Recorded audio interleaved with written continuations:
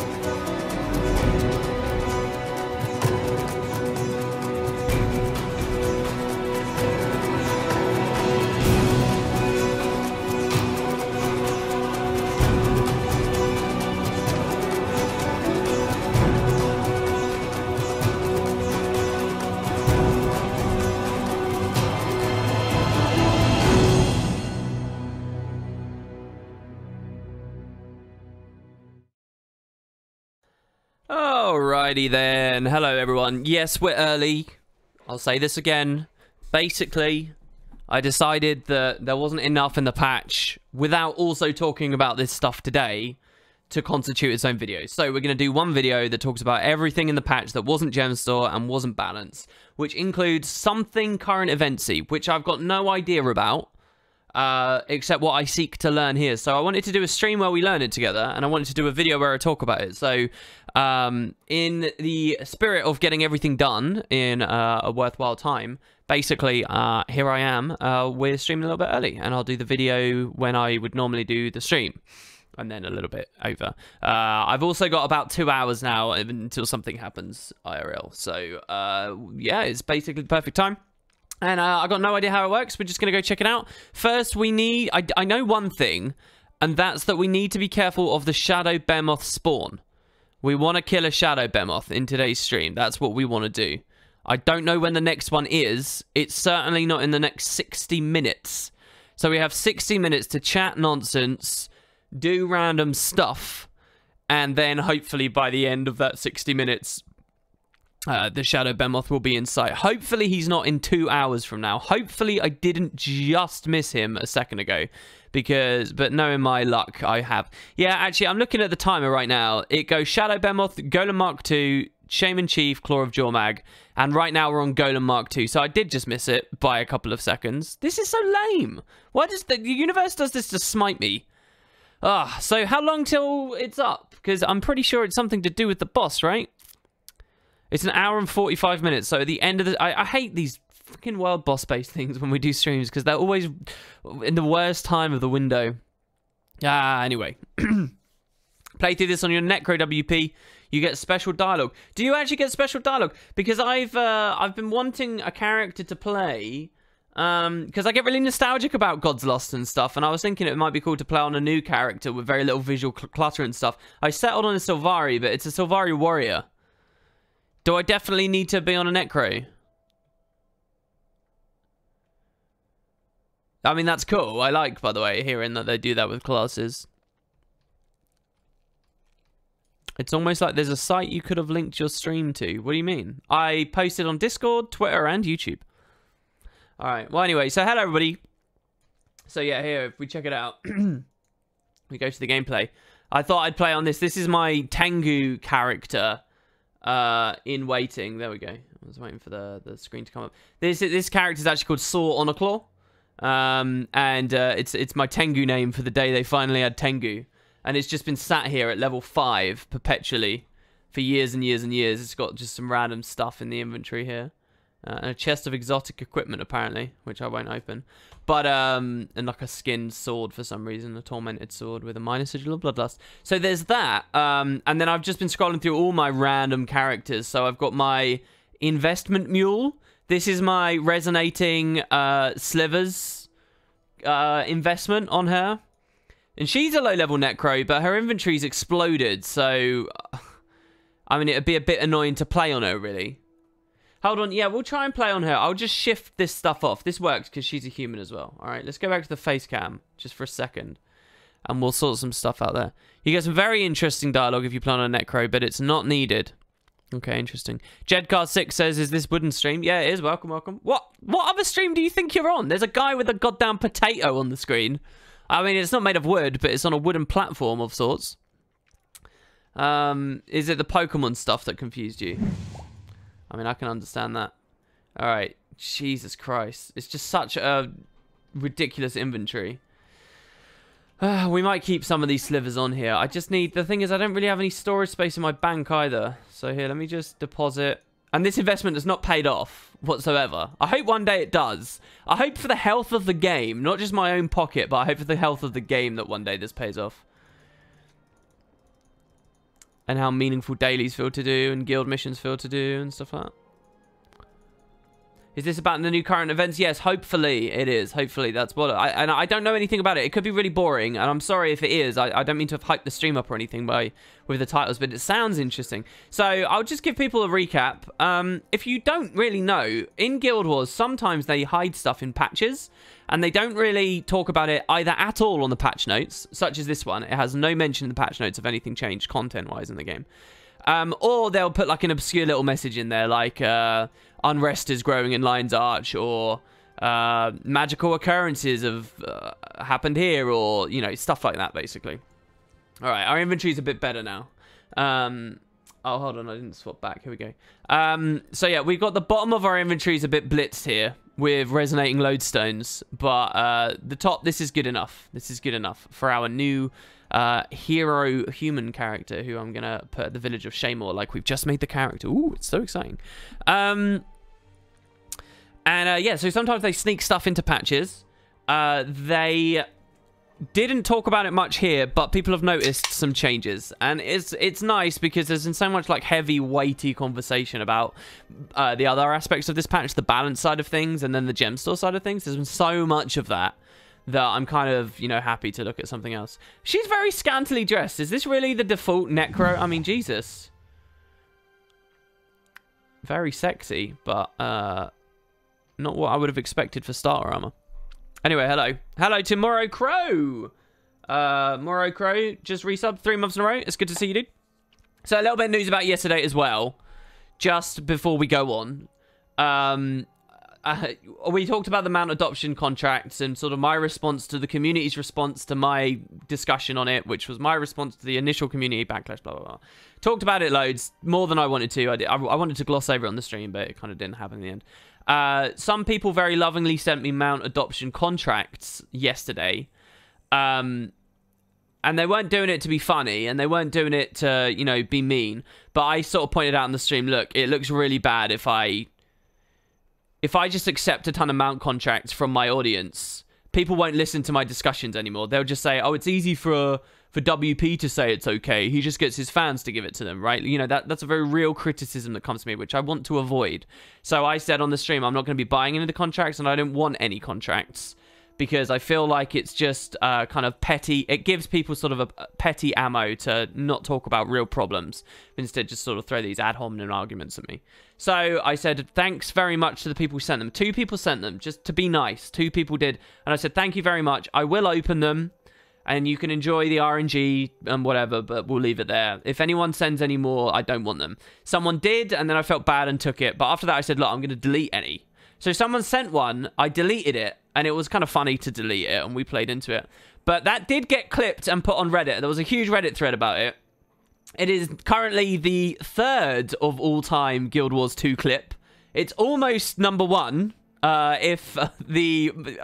When we say that, that's basically been watched almost as much, if not more soon, than the number of people who watched the devs mounting a wyvern, which is 1 billion times more interesting and worthwhile to watch. But I don't know why that clip caught fire. And I thought I'd just point out, I did notice that. I did notice the thread. People were very nice, though. I know on yesterday's stream, I said, please don't post that anywhere. Don't decontextualize this. Don't, because I will just look like an arsehole. And someone posted it anyway.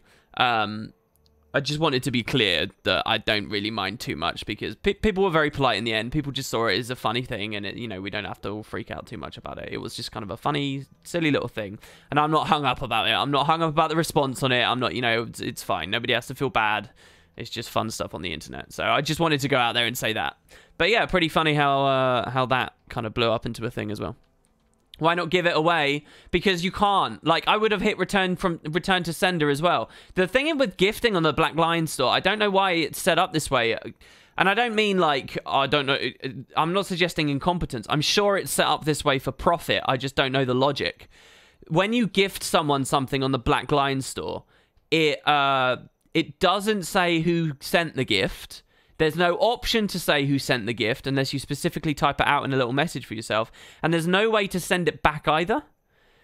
So you can't, like, refund a gift back to someone who can then choose to give it to someone else. Like Steam gifting, right? I think you can refuse, can't you? And then it goes back into whoever's inventory. They don't get their money back, but they've got, like, a warehouse kind of thing, like, that they can, and then they can give the gift out somewhere else. Guild Wars doesn't have any of that. So if you buy me or anyone on Twitch or any of your friends or whatever a thing on the Black Lion store, I get a mail, I don't see who sent it, and I don't have any choice but to accept it.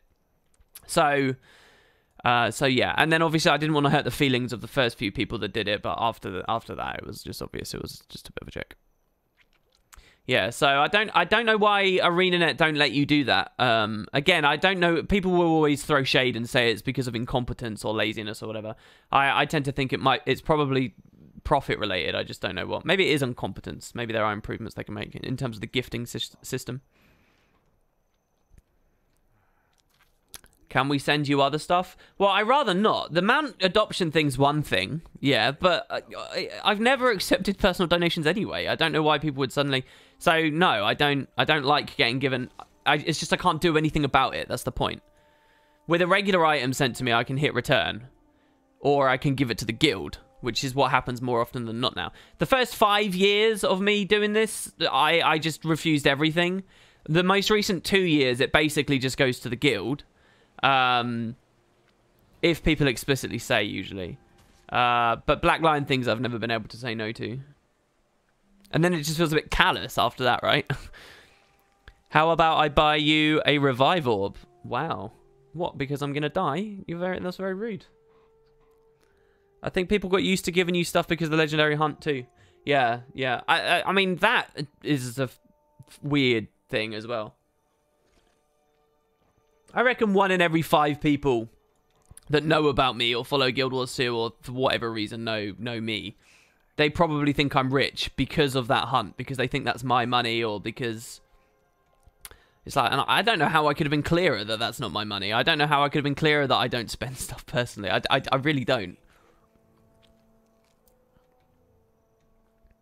What's the plan today? World Boss Train? No, it's not a World Boss Train. Basically, we're going to look at the current events thing, which we're going to get into in just a moment, and we're going to see. So I'm on a new level 2 character here.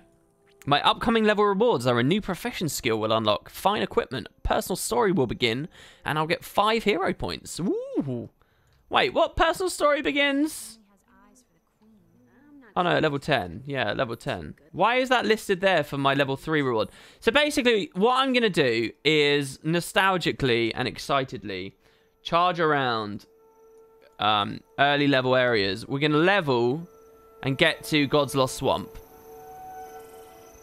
And I'll even turn my effects volume up a little bit there. And we're just going to have some nostalgic fun times here, guys. And then what we're going to do is we are going to basically see what's going on with these bodies. So as far as I know, there are bodies that have been dropped on this map. There's something that spawns after you beat the Shadow Behemoth. There's something going on in Lornar's Pass. I don't know what else. From LOWP from NA, Pip, cheerio. Do they actually say that? You're asking me if in the UK we say pip pip and cheerio. Yeah, people say cheerio. But the American way of thinking of British people saying cheerio is like posh people saying cheerio. If anything, I know more like estuary accented people and kind of common sounding people saying cheerio. You know, like with a big, nice, happy grin. You know, a grubby face, happy grinning guy saying cheerio, you know, to a van as it drives off or something. Those are the kind of people that say cheerio to me. It's not posh people sipping tea saying cheerio. That's not really a thing. As far as I know. Not that I really know people like that. But yeah, I think that's where Americans get that one a little bit wrong. As for pip pip, I've never in my life ever heard anyone say pip pip. The first time I ever understood it was a belief about British people was when I was watching South Park, because they had an annoying British kid at the school called Pip. I've never heard someone say Pip in my life. I don't even really know what it means. What about Toodle Pip? Maybe a little bit more, yeah, sure, maybe a little bit. Just a cheesy little bit. Thanks for the sub, Risa. Thank you so much. Welcome. And welcome to everybody who hit follow as well. Hopefully we've got some fun stuff to show off here. Just a quick show of hands here. Are people actually interested in seeing me sort of do this nostalgic style level, or should I just go on a level 80 character and run around in the swamp? Bear in mind, we've got a while before the thing spawns. You guys are welcome to play with me as well, by the way. I've just squatted up. I'm on NA at the moment. Sometimes I say Toodle Pip, but it'd be more ironically than seriously. Yeah, there you go.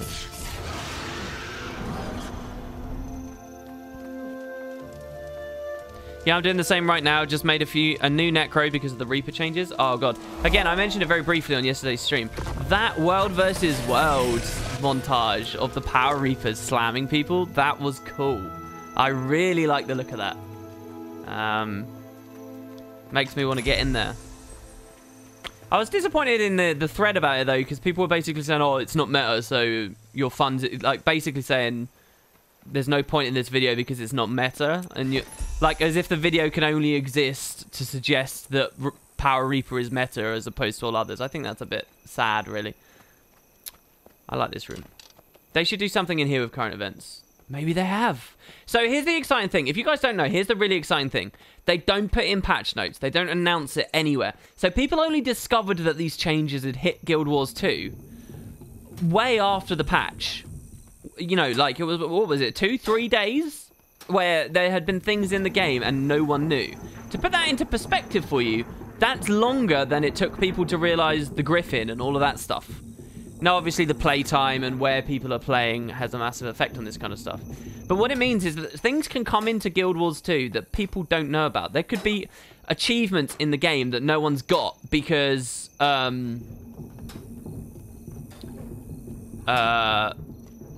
because they just haven't been found yet. By a show of hands in chat right now, what do you guys believe? Type a 1 if you believe that there are still achievements out there that no one's got. They're not on any APIs. They're available, and they've been available for potentially months, weeks, whatever. Don't have to be current events, just Guild Wars 2 achievements that no one has got. And they're just like secret things, or even titles that they're secret out there. Nobody knows. Type a 1 if you believe that that's true. Type a 2 if you do not believe it's true. So if you think no, everything's been found, it's too ridiculous to believe in that. Type of 2. Looks like they didn't add anything up there. Seems fairly split. I would have expected billions of 2s. These bandits won't stop until we have nothing left. It sure feels that way. Oh man, the pre-searing music. Oh god, I do get nostalgic about it still. Even to this day, I get nostalgic about pre-searing. It's interesting. There's lots of 2s. There's lots more 1s there than I would have expected. I would consider myself very much a 2. Until current events started becoming a thing. Until that, I think I'm more on the 1 side. With data mining, it's pretty hard to hide things. Yeah, but you can only mine certain things. Certain things are very easy to mine. Certain other things are not easy to mine. It's not easy to mine the existence of individual scripts attached to various objects that trigger achievements that otherwise wouldn't be available in APIs and stuff. It's not quite so easy. All right, so we could dodge our way in, like so, as the game wants to teach us. This is still such a pathetic tutorial for one of the most core mechanics in the game. Or, now the mantra thing. I saw a very funny video of someone doing this. What's the bind that I have to press? Basically, you can, like, if you get it perfect, you can just run around on the raptor. No, you no longer need to dodge after Path of Fire. Invalidated. So I think that's pretty funny. It does a tiny little bit of damage. I wonder if the skimmer triggers that at all. Oh, it does. I was going to be really excited there. That it doesn't. Interestingly, it even does when we're floating high. Oh, no, it doesn't. That's curious. It's easy to data mine achievement strings. Is it really? For what? For all achievements or just ones that have been found?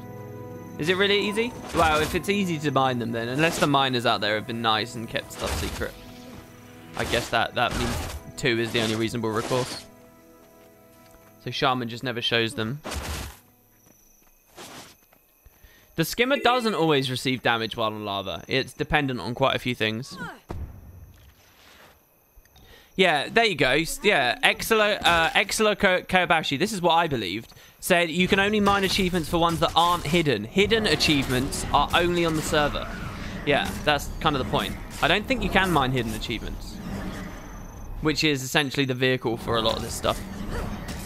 And a hidden achievement can have a reward attached to it, a title attached to it. Yay, check out that level, guys. Oh, the huge orchid spider. This really brings me back.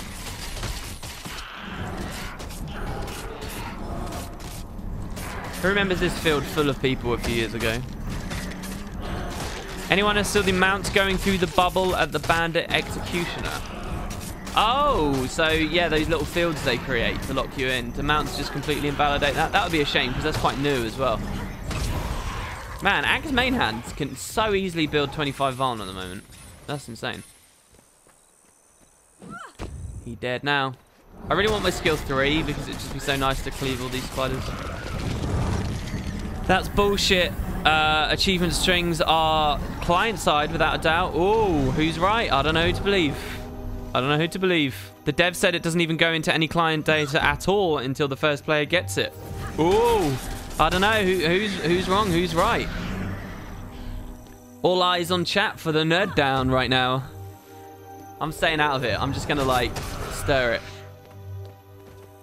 Did they add some more hidden achievements? I don't know whether they did yet on this. Anyway, the point really is, you know, stuff goes on with the game that you don't know about. People don't realize trees Achievements aren't even the be all and end all, and that you know that's basically what's happened on this patch. So we're gonna check it out. We just need to level up a couple of times though, because the swamp is a dangerous and deadly place. And level 4 we'll get various parts of our body pushed back in. So we need to be very careful. Level a bit. There's no hidden achievement anymore. It's just they are not known to people. Obviously, the strings are client-side, but you don't get the strings until they get unhidden. I don't know how this works. I'm not going to pretend to have any expertise in this topic. See, I want to kill the Earth Elemental, but I want to kill it in range of this heart. Oh, I am in range of the heart. Oh my god, that guy's OP. That class is super strong. Wow. Elemental. He's a Weaver. Weaver OP. Cannot believe he just blew that guy up. Totally invalidated that epic boss fight for me there. Damn. Hello, Azadarak. Welcome to the stream. We're going to be checking out some cool current event stuff. So, by the way, I don't really know what's going on. Can anyone in chat talk to me a little bit more about it as well? What's going on in Lorna's Pass? So, I'll just be clear about this. I'll give you guys the full story for those that didn't play Guild Wars 1. In Guild Wars 1, one of the first big things for endgame, right, was an area called the Underworld. The only way to get into it was an instance. It was like a special dungeon, right? A really big map filled with different quests and things to do in there. Special rewards, right? The Underworld in lore is a god realm, right? And it is ruled by the god Grenth. So as a Guild Wars 1 player, to reach the Underworld, which was a premium farm endgame spot for all the years of Guild Wars 1's heyday, even to this date, right? To get to the Underworld, you needed to go to a statue of that god, Grenth. You needed to find a statue of Grenth. And what you needed to do was kneel at that statue. And one of Grenth's Reapers, his avatars, would come to you. How do you do? And he would say, all right, give me gold and I'll take you into the mists. So you'd pay him gold and he would take you into the Underworld. And so then you would get to fight. If you wiped in there, you'd get kicked back out into the real world and have to pay to get in again. All right? So it's pretty intense getting in there, especially with early game economic balance and stuff. So so there were a couple of catches, though. First of all, you needed this thing called Favor of the Gods for the statue to even be activatable when you kneel at it and the Reaper to come to you. Originally, Favor of the Gods was only offered through PvP activity and your region. Eventually, it changed to people getting achievements. So it was more friendly and more Guild Wars 2 style. You needed Favor of the God, but here's the other thing. Only very specific statues in the game would actually allow you to travel there. So there were lots of Grenth statues, but most of them, if you knelt at them when you had Favor of the Gods, the avatar would come and he'd just give you like you'd pay him a little bit of gold for like a buff of some kind. It'd be like plus 20 health or plus 5 energy or I don't know, or a little bit of health regen, something like that. I don't know what the Grenth specific one was. Maybe it buffs Necromancer attributes by +1, something like that. I can't really remember the Prophecies ones anymore. But it was very minor little things like that, okay? You really didn't get much. Nearly all Grenth statues were like that. However, there was a special outpost called the Temple of the Aegis. And the Temple of the Aegis had god statues for all the gods. And at the Grenth one there, that was the one that would take you to the Underworld. There was also one from Balthazar, and that would take you to the Fissure of Woe. And presumably the devs might have added more god realms later.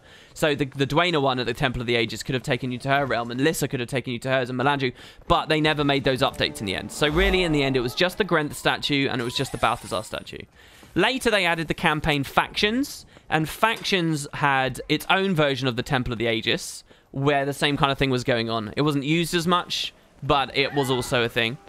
Later than that, Nightfall did the same, and you had the Chantry of Secrets, which did the same thing again. So you had these places, right? Kind of hubs for people in campaigns to kneel at these statues with favor of the gods, and those very few specific statues of Grenth would take you to the Underworld. That was it. Now, here's a weird thing. There was an extremely remote, very distant, well out of the way place in one Shiver Peak map. A map called the Snake Dance. And in the depths of the Snake Dance, like a long ass way away from any outpost, and an incredibly inconvenient location, all the way out there was a statue to Grenth. And that statue to Grenth, just like the one in the Temple of the Aegis and the other easy to access ones in the other campaigns, that statue to Grenth also took you to the Underworld. So we have a random remote location in the Shiver Peaks in Guild Wars 1 that gets you into this endgame area, and we have the Temple of the Aegis that gets you into this endgame area. Fast forward to now, 2017. An update releases where interesting things are happening at a place called Godslost Swamp. Godslost Swamp is the flooded remains of the Temple of the Aegis, where once upon a time we used to go to the Underworld. Also, with the same patch, in a remote region, it doesn't feel remote anymore because of waypoints, but in a remote region of the Shiver Peaks, at the old Grenth statue, there has also been an update. So that's where we are. Why is this exciting, you might ask? Well, because it's clearly hinting at some kind of end game content. What are they hinting? That the next raid's going to be in the Underworld? What are we looking at? So this is why it's all pretty thrilling. All right. So there you go. That's the story. You're now up to date, and all I need to know now is what the specifics of this patch is. What has actually happened? I think it was the Zenku corridor. Yeah, it was. It was just after you visited the Tanakai Temple in the story. But the outpost Tanakai Temple was the mission, and the Zenku corridor was the place after. But nonetheless had the temple itself, or an area of the temple itself in it. But anyway, yeah. So yeah, what do you guys think? Like, come on. You're up to date now. You got the whole story. What is that suggesting? That the devs would update those two places and those two places alone?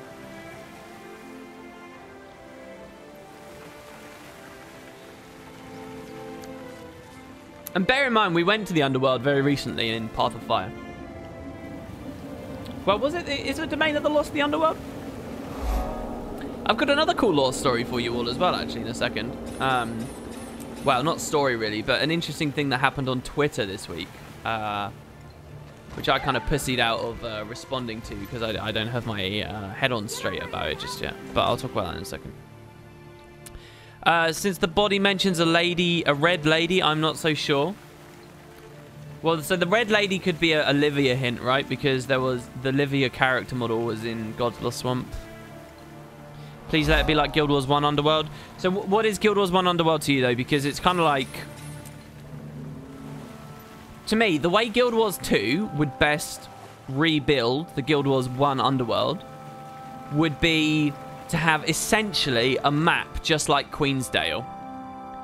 Except only a 10-man raid party can go into it. And it's got all of its different branches and different quests. And, I mean, if they really want to make it like Guild Wars 1 Underworld, there is no respawning, there are no do-overs, and you have to pay to get in. And that format is nothing like raiding. Raiding is, I always compare it to Super Meat Boy, right? Like, Guild Wars 2 raiding is very different. It's super hard encounter and quick resets. Go again, go again, go again, go again, go again. Guild Wars 1 was like more of a long-term attritive style of endgame that is much more punishing and frustrating to pug for and to fail at.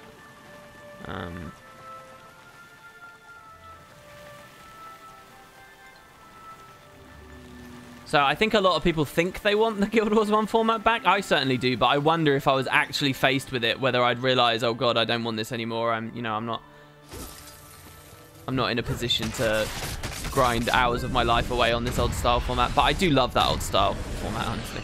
I don't know, is that Guild Wars 2 though? That's the question. These are discussions we had just before Heart of Thorns as well, by the way.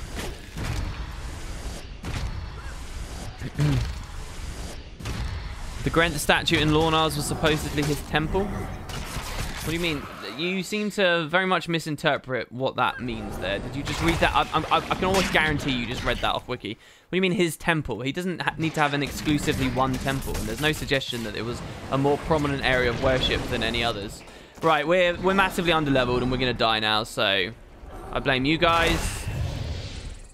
Oh my god, we got Death Shroud from killing those mini spiders. Oh, go away. Alright, I'm sorry, Spider Den. Alright, let's go back to a lower level area, shall we? It's your fault, Twitch chat, for distracting me there. WP, when you say Livia's model was in Godless Swamp, are you just memeing about the Priest of Balthazar you thought was Livia, or is the Shining Blade agent actually there? No, just joking about the, well, not really joking. It was the same character model, wasn't it, in the end? Oh no, it was, that character model ended up just as a random NPC on Siren's Landing in the end, didn't they? See, I shouldn't be forgetting these details this quickly. What was the story of that in the end? It was the last episode that they released. Yeah, we've had an expansion in between, but Christ.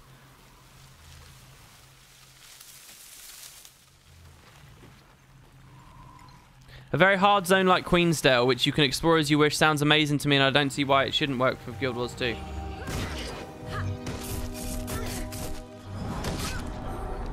I mean, one of the things I'd be most excited about that format is this kind of... One of the really cool things about Guild Wars 1 farming was splits. And raiding has still not presented that. Dungeons never really presented that. Fractals don't present that. Guild Wars 2 doesn't have that. And that was an aspect of Endgame I very much loved from Guild Wars 1. So just to be clear, guys, right? If imagine Queensdale for a second is the Underworld, right? And you've got a quest here, you've got a quest here. There'd be like 8 of them, right? The devs have it designed such that if you have a really balanced group, you can run around as an 8-man party. You can do this, and then you can do this, and then you can do this, and then you can do this as the entire team. And it will take like 2 hours to complete the entire thing, and you get a big chest at the end, right?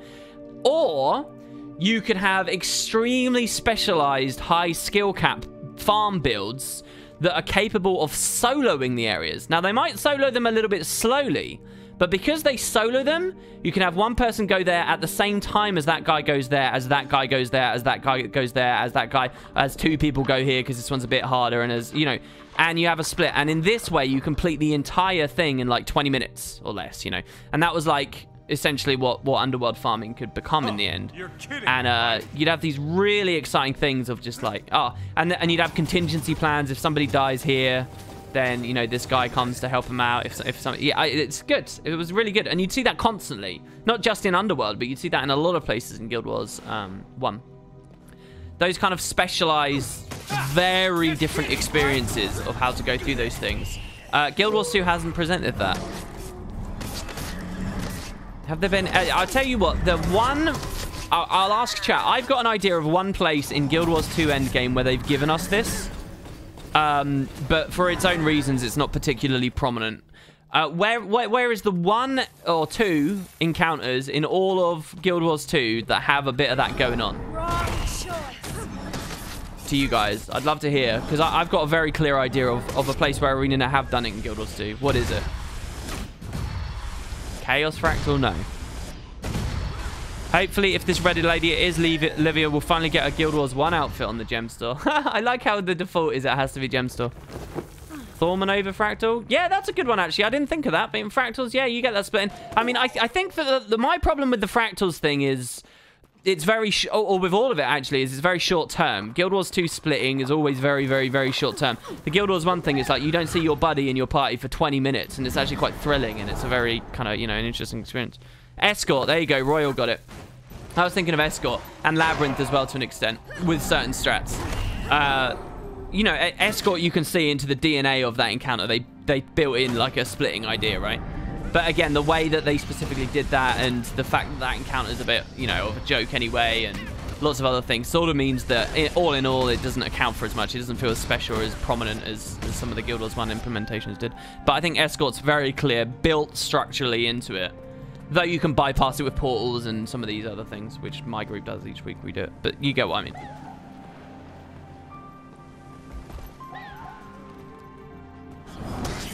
You still want fractal versions of Guild Wars 1 missions? I'm going to... Jesus Christ!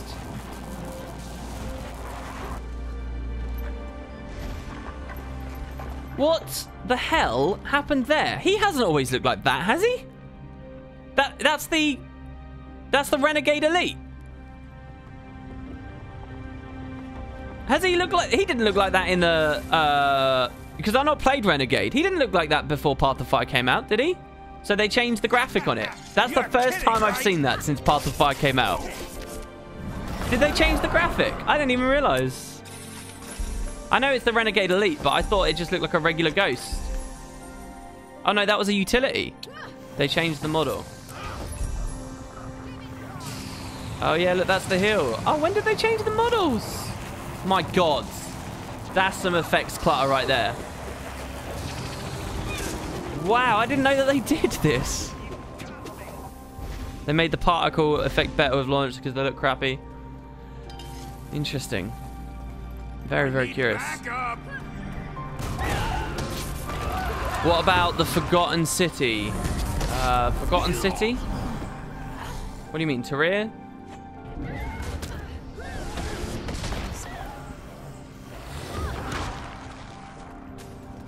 That's really crazy.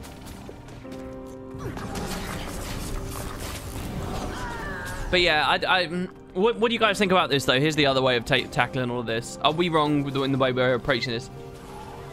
Just because the devs are returning to the lore, perhaps, of the Underworld, and even if that is tied to Guild Wars 2's version of Endgame, does that mean a format change? Is it appropriate to have a format change right now? Are we so tired of the Guild Wars 2 current raiding format that it needs a shake-up? Is it not okay to just return to that lore and return to that theme, but nonetheless keep the Guild Wars 2 version of raiding?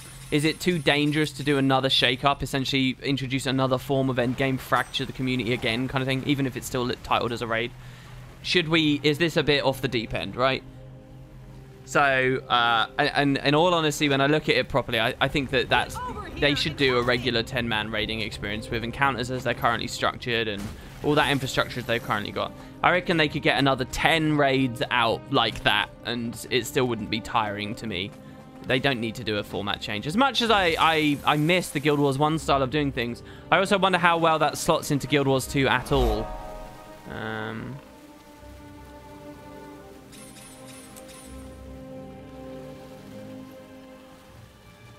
Do you think Aurene will make it to adult, or will they kill her off like Vlast? No, I think they will. I think there's too much invested in that story to just kill her off.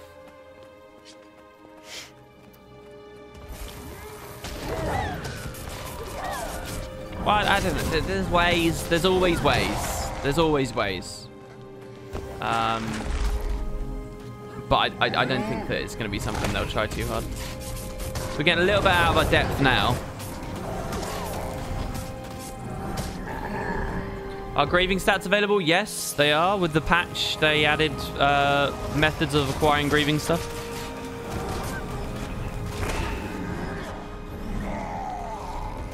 You miss armor skins and being able to mix and match, not just full outfits that you can't break up.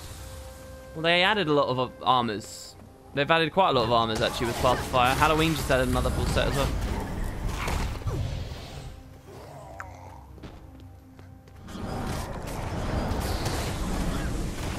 Personally, I would prefer if they killed the raid team and had them do more stuff like adventures and whatever. We don't need raids. Really well.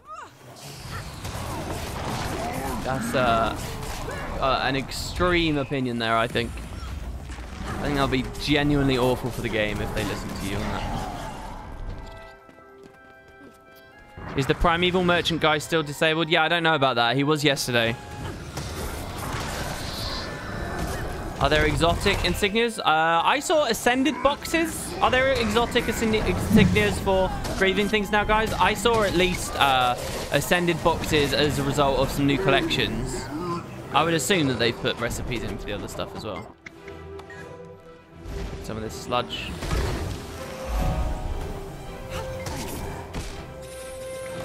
One serving per head. Huh.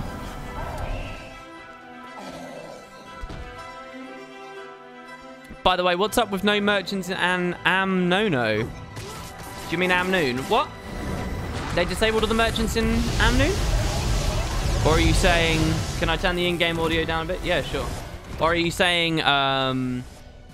what's up with... No, like... No, there's a TP guy. Intact mosaic is an item you can buy on the trading post and which works as an insignia and inscriptions. Oh, really? Oh, that's cool.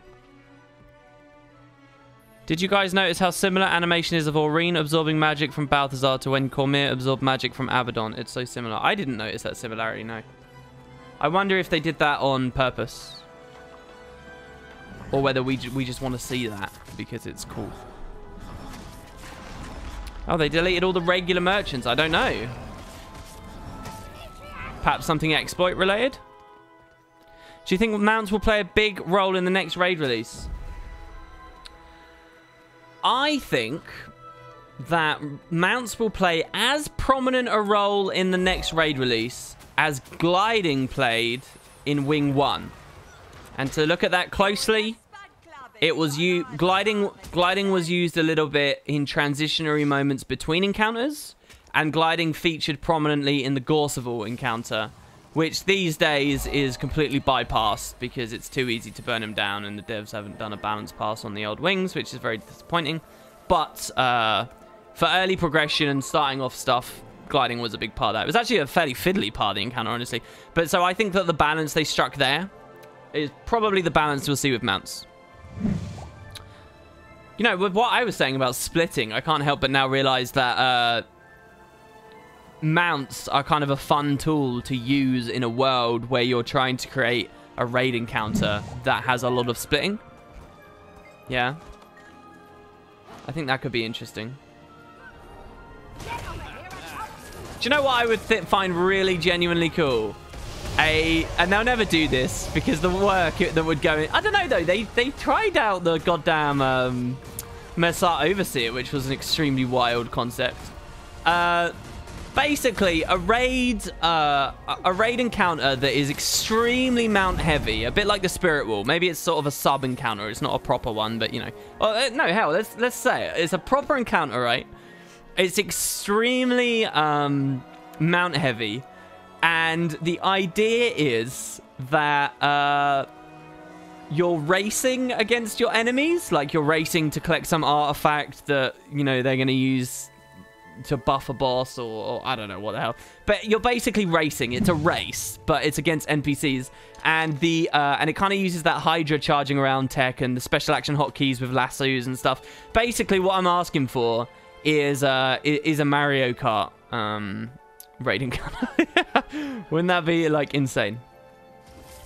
And they can have shortcuts where you go under the waterfall sneakily, and there's a sneaky extra way to go that nobody knows about. But later becomes the meta strat, and, you know. Run away with a mount like you run away from a Spirit Warming one. Yeah, no, I think more realistically that's the kind of thing they do. If mounts end up in raid, does that mean in theory we get a raid mount? We need something to replace the legendary armor. Yeah, that's a good question. I think if they had handled itemization a little bit differently, did the saddle slot and stuff, there could have been an opportunity to have offered legendary mounts from raid stuff. I don't know, that might have pissed people off though, like the legendary armor. But then they could have duplicated that onto PvP and World vs. World, which they did for the Heart of Thorns stuff. It just took them a while. This time it wouldn't take them so long because they figured out how to do it. So maybe in that situation that would have actually been alright, maybe.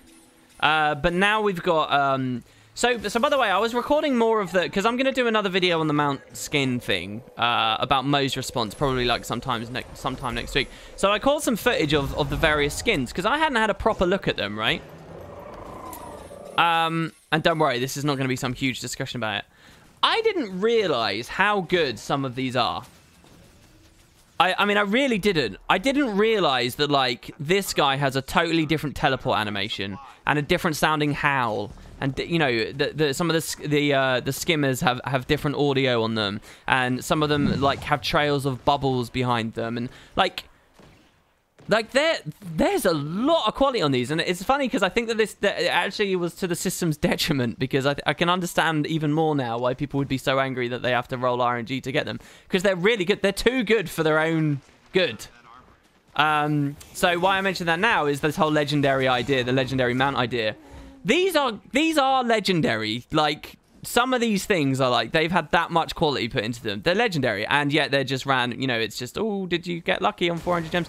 So I feel like for so many reasons, a legendary mount kind of doesn't work now. And and again, me saying that these are very good, that's not actually an endorsement at all. It's kind of me saying, holy shit, you know, like... If they did, basically, you remember when they did that outfit where you could dye the aura and stuff, and people freaked out because it's like, wow, this is like better than legendary armor. There would be a repeat of that. They would do like a legendary mount attainable through raids or through World versus World or high PvP leagues and shit like that, right? If they did that, they would actually be compared to gem store ones now, and they've made the gem store ones so good. I don't know how any in-game legendary, which deserves to be way better because it would be more expensive and an indicator of skill and time slunk and blah, blah, blah. I don't know how a legendary... I mean, what else do you do with this? Footprints? I guess they didn't put any footprints on these. So what, mount footprints? Is that what... Is that enough to make it of a higher quality? Like, it's, you know, they've really packed a lot in it. So yeah.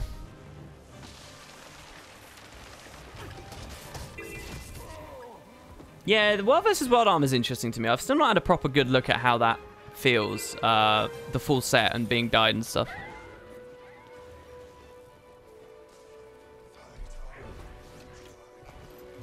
Does this game have loading screens? Yes, it does.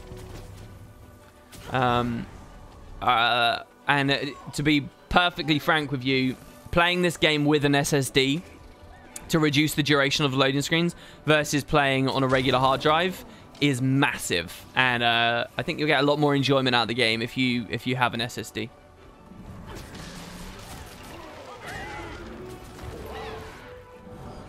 And while I'm at it, while I'm making SSD endorsements, I very much recommend people make use of their M.2 slots if you've got an even remotely contemporary motherboard. Get an M.2 SSD. That's what I'm running the game on. New combat mount. You can mount in combat. That's the quality reward for a new raid. Yeah, so Food Sniper, moving away from the legendary discussion, just the idea of, are they going to add a new mastery? And because all masteries are mounts now, is it going to be a new man? I do think that's a cool idea. Any suspicious activity? I also think it's a minefield, and I think people will really be upset if they have to raid to get a mount. So I don't know about all of that. If they do it, I think there'll be a way to get it even without raiding. But maybe they'll just encourage you to step in to the wing and you unlock it at the start or something. They talked a bit about this on the AMA, didn't they? What did they say? Basically, they were going to hide. You can now... They changed it so you can get spirit shards. They have changed it or they are changing it. It's one of these. You can now get spirit shards even if you don't have all masteries, which is good. Very good, and that was really nice news. They also said something else, which I can't quite remember. But anyway, the idea, if we're going to go down that route, all right, raid gives you a new mount. What's the mount's abilities? Yeah, I think sort of an innate thing. This mount you can get on while in combat. But still doesn't necessarily have too many skills and stuff like that. That could be the way to do it. Jesus Christ. Getting up there on the skim is annoying. Thanks so much for the sub there. Jesus. You didn't even use Prime. That's a full-on sub. Thank you very much to the Source 667 who said keep it going. I will do. We're waiting for the Shadow Behemoth, basically, and leveling for our adventure in Godslost. Ho and below, the Windmill King wants to fight a dragon. Bring out the dragon! Are you aware of town clothes being turned into outfits? It was data mined, even after the comment from the last AMA. No. Fill me in, Benji. What's the full story there? Legendary mount equals multiple person mount, in your opinion? I don't know about that, because that's such a, like, a profound thing on gameplay. To lock that off to legendaries is like... I don't know. The community's changing. Guild Wars is changing. We're no longer in the world where legendaries are only allowed to be cosmetic. People want gameplay changes on legendary. So I don't know. Maybe... I don't know. I think that's weird, though. I think that's a bit strange. The idea of a raid mount being a multi-person mount as well, like everyone's on a giant Nuktuka or elephant or whatever, hippo, and, you know, 5 people can get on it and ride side seat and use your regular skills while a person drives you around. I think that's actually a quite reasonably raid-suited idea as well, so I don't know about that. WP equals evil magpie. I suppose there's another thing on the idea of legendary mounts in that they never sell any mounts. Let's say that Living World Season 4 adds a new mount / mastery and raiding adds a new mount / mastery, or only one or the other. It doesn't matter.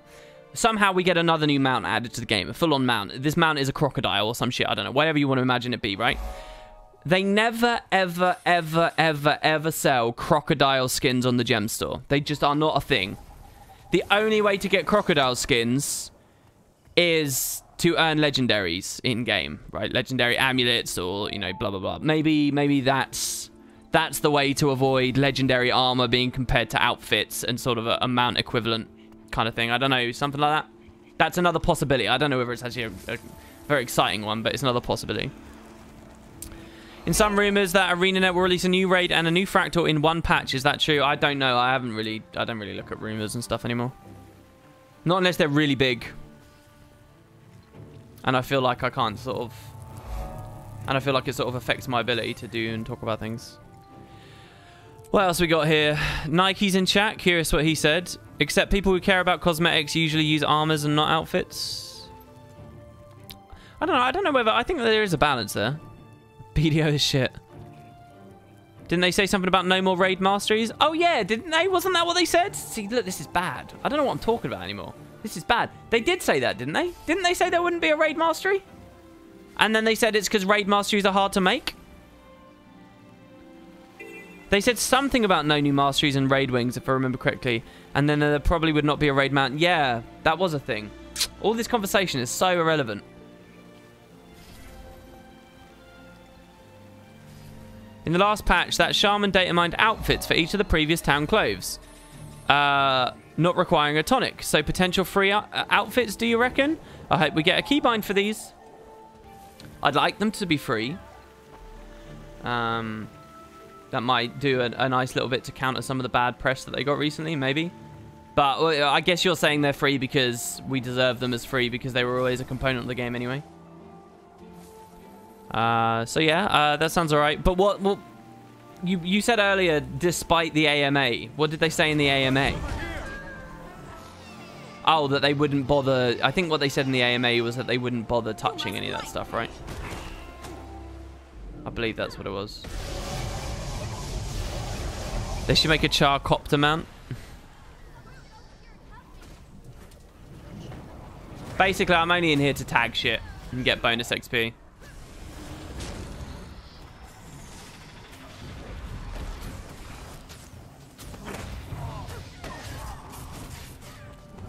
I can't like this.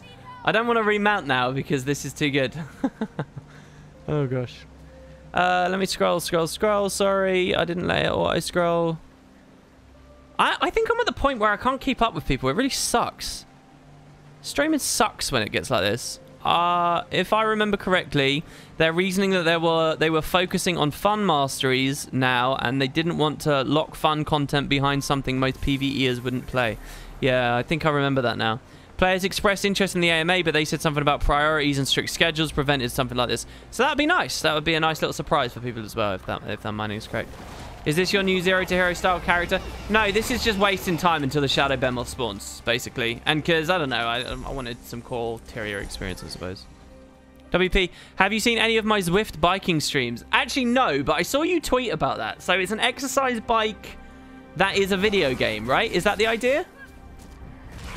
I vaguely saw that tweet, and it did get me thinking for a very brief moment, like, how weird that would be to design. Like, oh, we're even still bugged while we're on it. That's amazing. Like, how do you make a game like that that's perfect for a super fat guy and, you know, a super lean guy that goes out running all the time? Is it just the fat guy has to play on easy mode and the lean guy has to play on hard mode? Or do they balance it around some other way? Do you know what I mean? Is the fat guy not allowed to get to the top of the mountain or whatever it is, you know? Falco, you bastard. How could you do that to Val? I'm ashamed of you.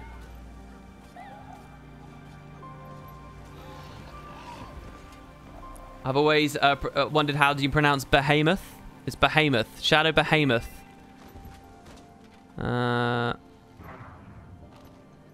WP is so excited to be on his mount right now. Yeah, I know.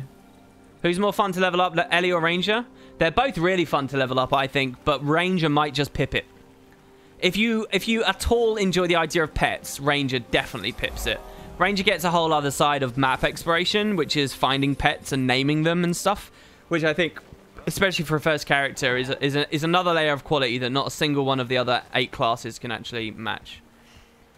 Ellie's fun to level because the moment-to-moment gameplay is very active, so I think that's good. But I think Ranger's also quite fun because it's got a significant range of things to do through its utilities. Like the flavor and gameplay styling behind traps versus spirits versus your other utilities is quite nice. And then playing, you can be a melee ranger, you can be a very heavily ranged Bowie kind of guy, you can focus a lot on the pet. I think there's a huge range of experience you can get. So as far as leveling, I actually think that Ranger might be the very, very, very best class to level on. Have you played much Guild Wars 2 unofficial card game? I gave it a go after seeing your video. I joined the Discord for it and ended up facing 2 of the devs. One of them won with 64 HP left and the other one I won with full health left. No, I only played it with boots right then and there. I have not touched it since. I've talked a little bit on Discord to one of the creators of it, though, who showed me a few cool things. And the fact that the stealth cards are Massart and stuff, I thought that was all pretty cool. But I have not played it. I don't know whether Boots and I'll go check the viewership of the video, I guess. If it got really reasonable viewership, I might go back with Boots and play one of the expansions. We'll learn a bit better about tabletop simulator controls as well, and it could be a more fluid experience. It's quite a long production on that, though. You don't have to be a competitive racer. You can use it for training fitness. I must have missed your other message. Hold on, let me scroll up. It's a power/weight. Fat guy will, of course, be slower, but since you gain fitness, fat guy will eventually become not fat. Okay, so you are punished for being horrendously... Like, so I'm not, like, horrendously overweight, but I'm not fit because I don't do anything except sitting around at home, right? So with a game like that, I'd immediately be put off because if I can't get, like, the full experience from it immediately because, you know, I have the stamina of a... what's got low stamina? I don't know. Then that would kind of suck. I was going to say the stamina of a tortoise, but I don't know what the stamina... They just move slow. They don't necessarily have low stamina, do they? Have you noticed there are now Awakened roaming around near where the Golem Mark II spawns? Yeah, that came with Halloween for dailies for people who don't own Path of Fire, but nonetheless wanted to do the Awakened slaying thing from thingy. But tortoises live a lot longer. I know. You know, I was wondering this, right? Because I've spent at least the last 5 years, since the launch of Guild Wars 2, I've spent so little of that time out in the real world, right? Perhaps shameful. I should be terribly ashamed of this. I've spent so little of it comparatively to before that, you know, where I was working a career that required me to get out and about a lot, right? I've been so sedentary, essentially, the last 5 years. I was wondering, right? Take 2 people. One is a guy who works manual labor every day, and he works his job in manual labor 20 years, all right? He's now like 45, okay? And he's been busting his back 20 years doing some heavy manual labor. Now, he's been a fit man that whole time. He's been fit, he's been healthy, he's been strong, right? The entire time. Then take someone with my lifestyle, and they've sat on it. They haven't got, like, grossly obese. They haven't got, you know, diabetes. They haven't destroyed their joints. They haven't fucked themselves up or anything, right? But they've been sedentary 20 years, all right? Okay, so you got two people. Now, the guy that's been sedentary, he spends the last of those 20 years, the last 3 of them, he starts working out. He starts running. He starts going to the gym. He starts, doing stuff to get fit. So now, at the very end of the 20-year cycle, they're both equally as fit as one another, right? Now, you got the two guys. One's been permanently fit and has been, you know, busted his back all those years of wear and tear. The other guy's just sat around doing nothing but has now got himself fit later.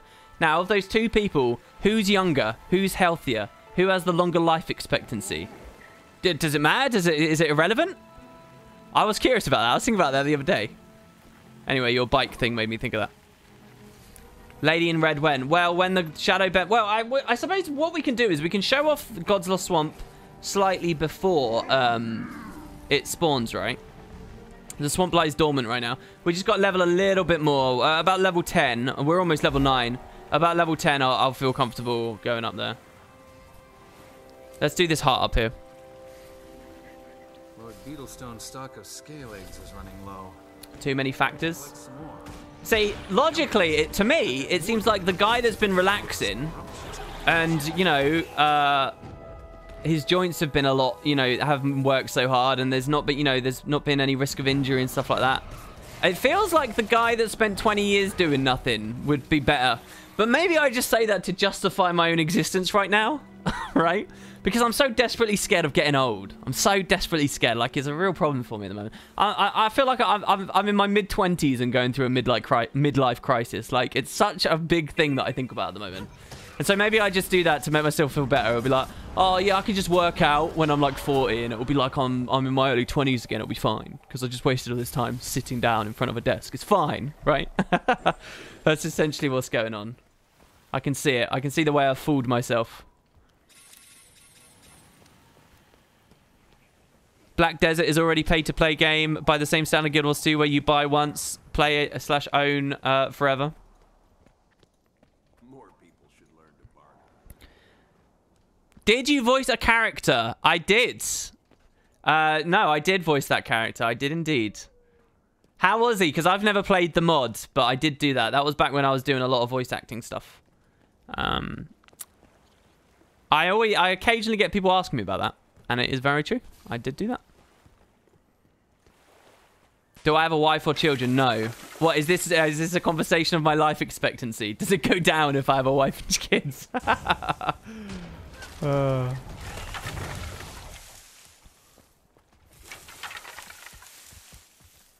What's with my character this axe? I just, you know, I'm very happy today, you know? I'm feeling good. We've had a great victory this week, all right? We've had a great victory. Yeah, it's the Breakfast Club ending. It is. God, what a movie. I'm really hyped for the current events. I am. Goes up for men and down for women. Does it really? Wait, women's life expectancy drops. Oh, well, for having kids. Yeah, that's a big strain on your body, I guess, right? I mean, you peak at 25, so it's all downhill after that. No, man, seriously, don't do this to me. Don't do this to me. Actually, don't do this to me. Like, I got some real demons. I got some real, you know, some real dark things lurking back there. I can have, like, some kind of breakdown. One day, there'll just be no more videos. There'll just be a tweet saying, guys, I quit. I'm out. I need to live a real life. I'm gone. And you'll just... Next you'll hear of me, I'll be working with sick kids in Ethiopia or something.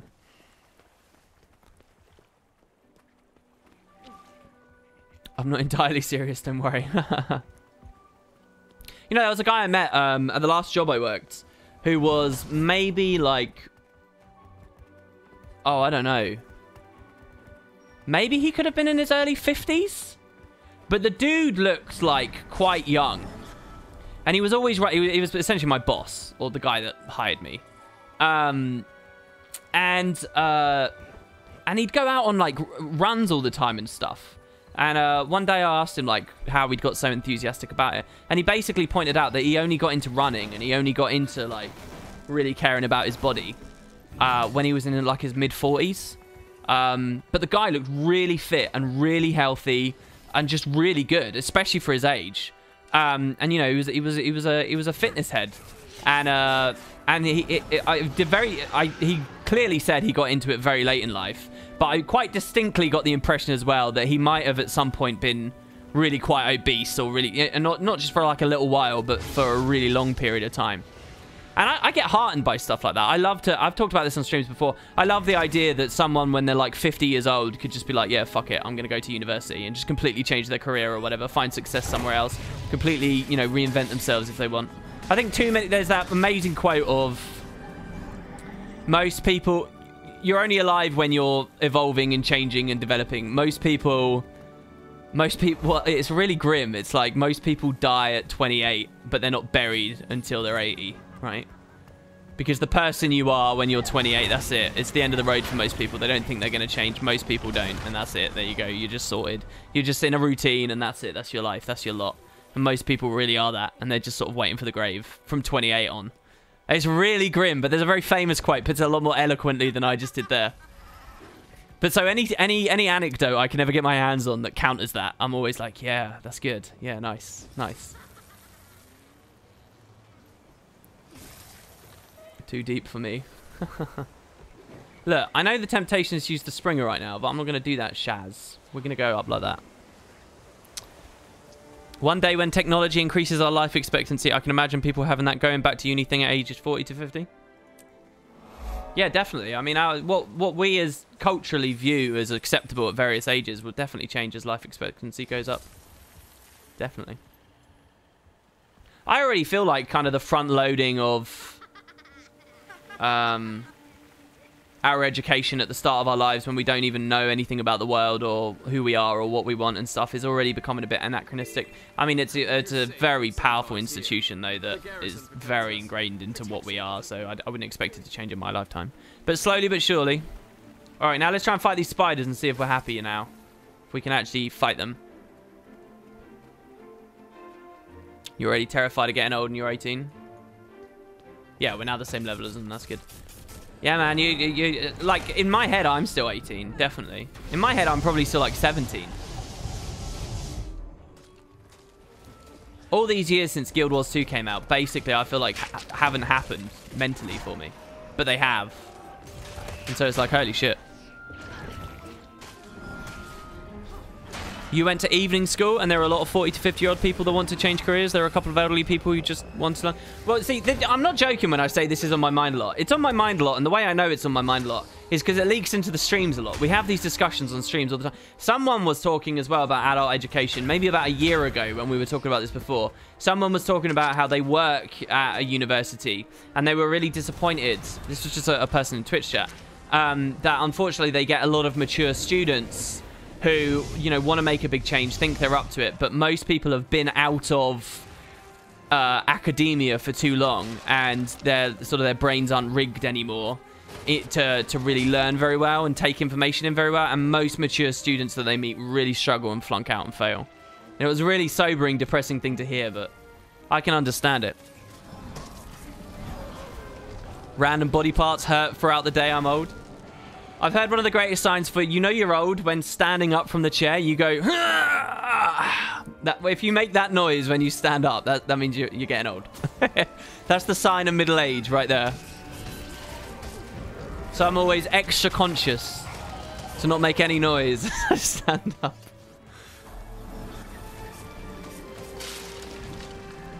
I was born old then. Old people in university classes act like they know and think their life experience means more than actually knowing an answer. I mean, I very acutely can feel my own brain slowing down. And it bums the hell out of me, but I can feel it. I know that I don't remember stuff. Like I watched Stranger Things Season 2 this year. If I try and have a conversation with someone about that in 6 months, I will not remember anywhere near enough about that to really have a good conversation. However, if we rewind the clock like 5 years, 6 years, 7 years, I could easily give you tons of details about Stranger Things Season 2 6 months on. By the time Season 3 comes out, I would have forgotten the name of nearly all the characters and most of what was going on. But that never used to happen, yeah? I used to retain all those details solidly, yeah? And, you know, that you see it happening. I see it before my own eyes. I feel it. I feel my brain slowing down. And it's scary as shit. And I always tell myself, oh, yeah, you should do things to stop it. Yeah, you should do brain training and stuff. And, you know, I'm too lazy to. And that, my friends, is truly the human condition. I've been taking night classes for the past few years, and I'm usually the youngest in my classes at 25. I don't doubt it might take more work to keep up with older students than it does for me or younger students, but most of my classmates have been the same for the last 3 years or so.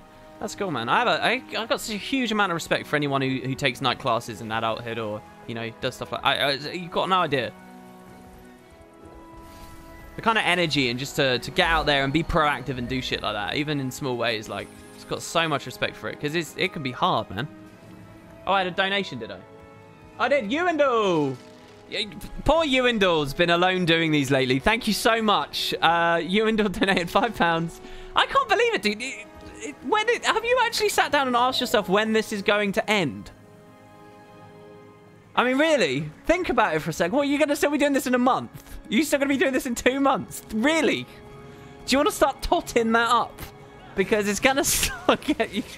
Jeez, I mean, I'm incredibly appreciative. Thank you very much. Sorry I sent you a license yesterday. If you read the first letter of every sentence in the gift message, it spelled out my name. Wow, I did it really. Also, apparently have we got a lot of people watching me run around in Queensdale, do bugger all. Jesus, all right, maybe I should change the focus of this then. Let's go to the swamp and see what's going on, shall we? All right, let's go on in there. So it's like a level 13-ish area. We're almost level 10, so I'm not too scared. Oh no, they're level 15. Okay, I am scared. Let's just not kill anything. As long as we're not so low level that all the mobs are charging at us from nowhere. So, so what do we have, basically? What am I looking for? Honestly, being older is not that bad. I'm happy at 45 than I have been. Yeah, I think it's a trade-off. When you're older, I think you're more emotionally balanced. And you learn how to truly not give a shit about things. And there's good and bad with that. But in terms of, like, the sanctuary of your own mind, I think that's probably a very healthy thing. And that's the positives of growing older. But the... and I'm talking purely within the realm of our own brains. But the downsides are, I do think you get... I mean, there's no other way to put it, really. Older people are stupider. They don't have the capacity to... Well, there is a better way. You guys know what I mean. Oh, no, all old people are stupid. You guys know what I mean. Your capacity for retaining information does go down. You are slower to pick up new skills, new information, retain it, to change your perspectives on things. It is not a judgment, it is a fact. And so it's a bit of a seesaw. Everything WP says, I'm a few years ahead on this. You're a few years down the road, are you? So tell me, Benji, how depressing is it down there? Maybe I'm in an equilibrium. As the years go by and my brain rots away, yes, it would depress me more, but also I'm becoming more emotionally numb to the world. So my general happiness will just sort of be this forever. Yeah? That's good. I can live by that.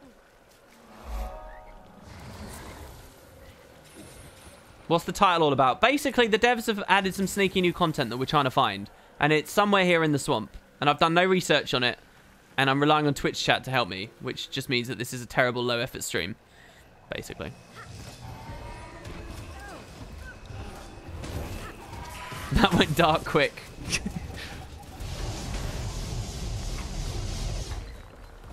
Dude, stop doing the heart and look for the body. I am vaguely looking for the body. We're here at a body, WP. Ooh. Ooh. Look at how excited we are that we're going to a body. Over here. Oh my god, dude. I like the die setup. I feel like I can't say anything nice about these mounts, but I like that. It's like a fleshy golem. Do you know what would look really good riding that? That hideous looking Sylvari setup where you look like the flayed man. So there's a dead guy here. Dead body. He looks like a minister of some kind. Big bushy beard. Judging by the variations in necromantic energy radiating from this corpse's wounds, it seems this priest was attacked by an unusually aggressive group of undead skeletons. Oh, man. So, if people don't know, okay, back to the Underworld. I'll continue my little story about it from earlier in the stream. People got really good at farming the Underworld. You know those split strats and stuff I was talking about? They got really good. They got too good at it. And a lot of people relied on an assassin skill called Shadow Form, which essentially made you invulnerable, and you could chain it with various other abilities and consumables to permanently maintain it. It basically made you invulnerable. There were some mechanics that could get around it. So to up the intensity, to not kill the farm, but to make it higher skill cap, in conjunction with some Halloween updates later on in Guild Wars 1, the developers eventually added a new variety of monster to the Underworld. That variety of monster was skeletons, if I remember correctly, they were skeletons. And what they had were these big nuke abilities that could be interrupted. And if you stood in the right places, you could avoid the spawns of the skeletons. So there were counterplays available. But they had these big nuke abilities that would bypass Shadow Form. I think they just did direct lifesteal or something, right? So basically, these were massively threatening mobs that made all of those runs much harder to accomplish. And made it all a bit higher skill cap and, you know, reined it in. It was a really cool patch, if I remember rightly. So that happened a lot later. And to this day, these extra aggressive skeletons are still in the Underworld in Guild Wars 1. And I find it very curious. One of the criticisms of that patch, by the way, was that it was obviously aimed at reining in farm builds, but it also affected balanced 8-man groups too. It was too strong against them. But anyway, all of this considered, extra aggressive skeletons right after Halloween on a dead body in Guild Wars 2. That's the first thing I thought of.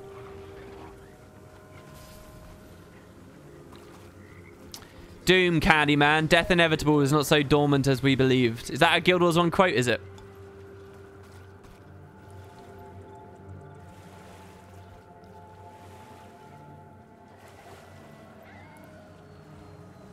Yeah, there was a similar thing against 55 HP builds. How would I go about farming gold in Guild Wars 2? If you're asking that question, I'd suggest you don't play that much. You're a little bit more on the casual side. So what I would suggest you do is daily fractal T4s. And your recommendeds too if you don't have everlasting potions just yet. And also, you can bypass the need to get gold in the first place by raiding a lot because you get lots of ascended stuff straight up.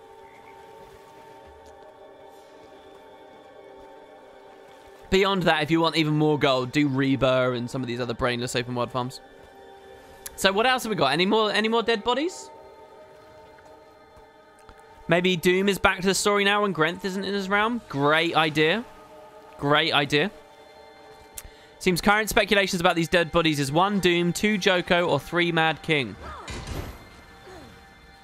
I don't know, so I get the space for Mad King, but I don't see the... I don't quite know if that works. Yeah, Fractal 40 as well, but that's very... well, I don't know. You need quite low loading screens as far as I remember. So yeah, is that the only body? Is that it? Before we go to Lorna's Pass, I want to just... Is that the only body? Is that the only change that happened in Godslost Swamp? Except whatever happens with Shadow Behemoth, which will spawn in... ... Let's have a look. Oh gosh, 26 minutes. That's pretty good timing, actually.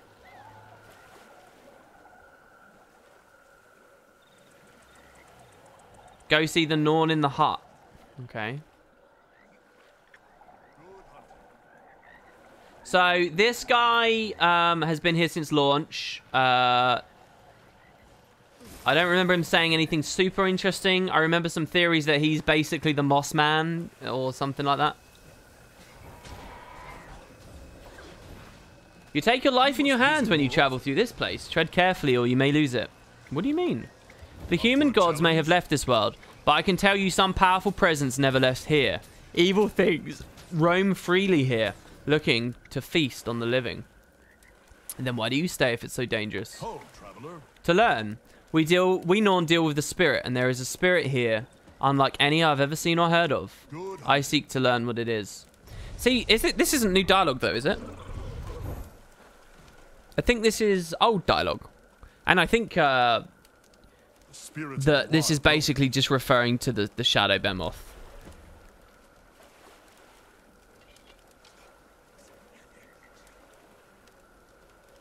Now that the 6/5 had effed off, I'd be happy to trade them for the more old god stuff. Do you ever think the door to the Crystal Desert and Fields of Ruin will ever be opened and usable? I hope so, yeah. I'd love if Season 4 opens with that, actually. Good hunting. Go to the body again and then talk to him very shortly after. Okay. So the body was down here, if I recall. So go to the body and then return. With speed. That's an interesting mechanic. Nope. Body was north, I guess. Oh, no, the dialogue was there. Oh, okay. Sorry. All right, well, don't blame me. Blame the guy that led me awry. Here we go. We'll go do it. Why am I holding my hand up? Basically, I bought an emote pack from the gem store that changes your character's stances, and I went with the victory one. It's pretty good, isn't it? Serious question. If they sold this for 1,000 gems on the gem store, how much of a backlash would there be? Literally, this is all it does. It just changes your pose. They sell another one, which is just a T-pose as well. Do you know anything about the dead body nearby? A necromancer. Answering a call, he said. Dark tidings followed him. I'm not surprised he ended up a corpse.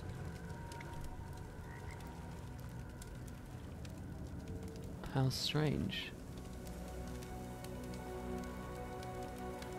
A necromancer answering a call. Dark tidings followed him. I'm not surprised he ended up a corpse. A necromancer answering a call, he said. Dark tidings followed him. I'm not surprised he ended up a corpse. A necromancer answering a call, he said. Dark tidings followed him.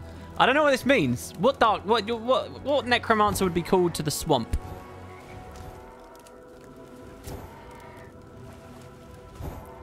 Now the second body. It's in Lornar's Pass at Reaper's Gate. So there's one body in Godslost. There's one body here.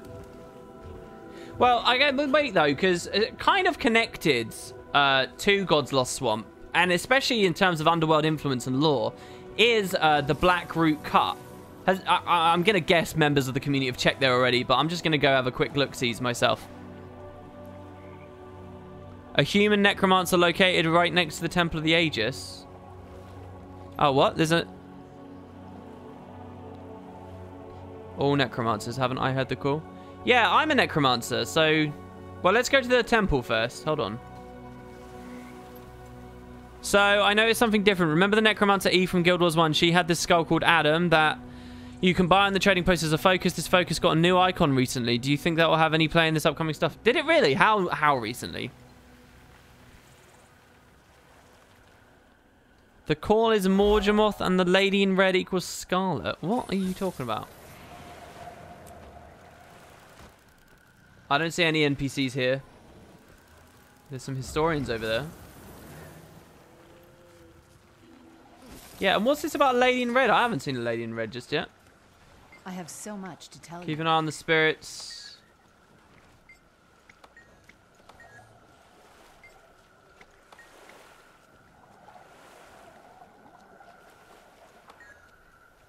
Right.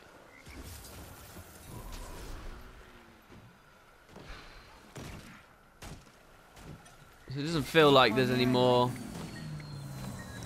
Feels like this is all old lore.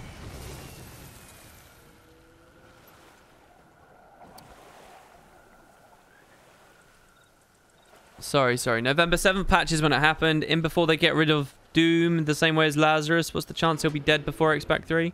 Oh, I don't know. It depends if they want to make him a prominent character.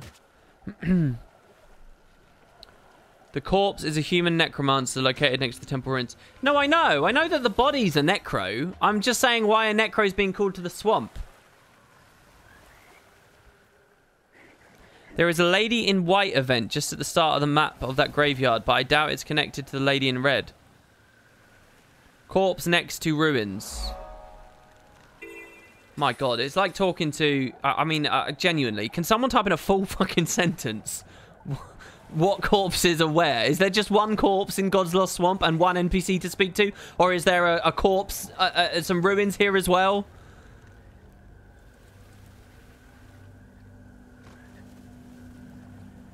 Has WP found the red spirit yet? Lissa. This is old. No sentences. There is a corpse. Oh my God. Corpse be in there. Me no sentence. Yeah, if you just type the word no, I have no context for that. There is a corpse in ... I'm going to take from this that no one actually really knows what's going on. So I'm just going to go to Blackrock Cut, and then I'm going to go to Lornar's Pass. Royal says there is only one corpse, the other one is in LP. One corpse in Godslost Swamp, an NPC to speak to, plus mysterious skeletons and mysterious spirit after the world boss event. Right, okay. The only new ones are at there and Reaper's Gate. Okay, alright, this is good, guys. Good stuff, look at that. Better off asking a Choya. Only one corpse that you found.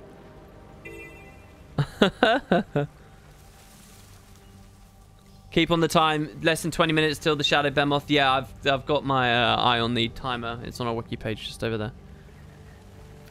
Advanced investigation techniques of wooden potatoes.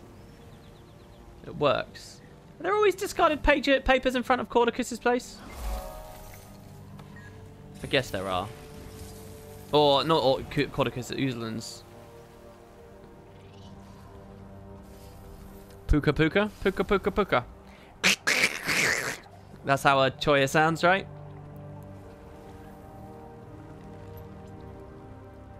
So this guy's event is...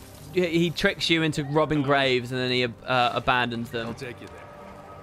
And then he... he attacks you. Oh, I like the setup with the Warbringer. So they changed the icon of the focus the same day they put the dead bodies in and stuff. Did they? They changed Adam's focus the same day as that. Wow. Here we are. This guy's going to get annihilated, by the way, so...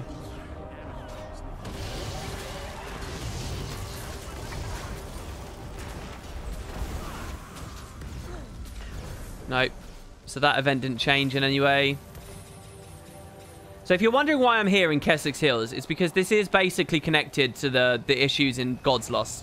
Right, you got the At-K, and the dialogue from the Hero Challenge expressly talks about it. A voice whispers in your head, we witnessed the birth of this world, we will witness its demise, we are the undying. What do you want from me? The whisper continues, show us your strength, we will grant no leniency, but blah blah blah.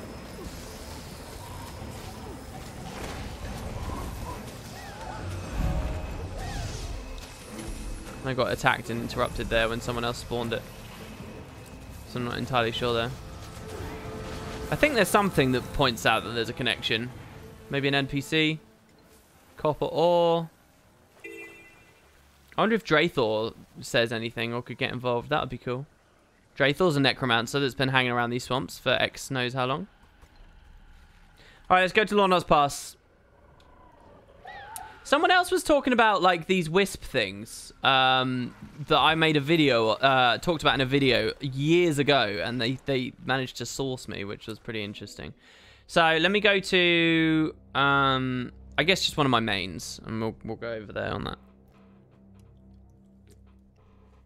WP, quick question. Why did the Guild Wars 2 community get so angry with the Mount Adoption thing when Path of Exile, for example, had mystery boxes for a long time, and people always get excited when they come around? There is nothing to stop you getting duplicates in those. That's not a quick question, dude. We've been talking about it a lot the past few days, so I guess I'll just skip and let other people in chat talk about it. There's a million reasons for it. I think the most prominent of the reasons are actually quite sickening, but I don't really want to be in the business of various things. Alright, so let's go to Lornar's Pass.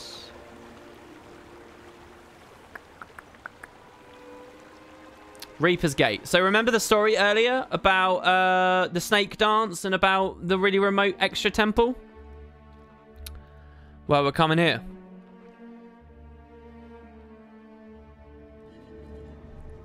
The lady in red business, we learn about when the Shadow Behemoth spawns in 20 minutes.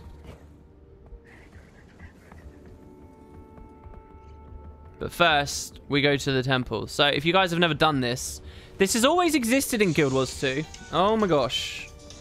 Hold on, guys.